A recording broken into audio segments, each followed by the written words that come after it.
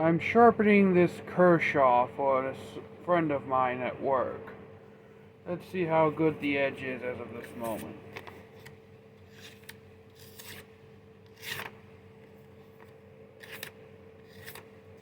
Can't have such a dull blade now, can we?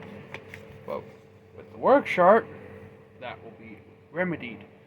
As we saw the edge before my sharpening, we will soon see the edge through the magic of editing after my sharpening.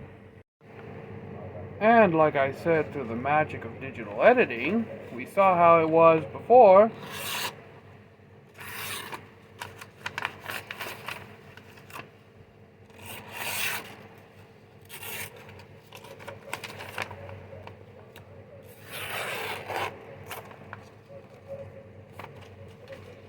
I think my coworker will be quite satisfied with this edge.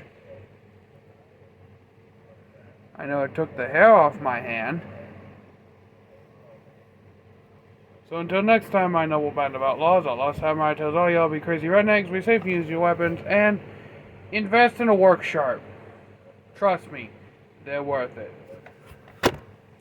I'm out. Peace. And one little quick caveat. I did this with worn out belts.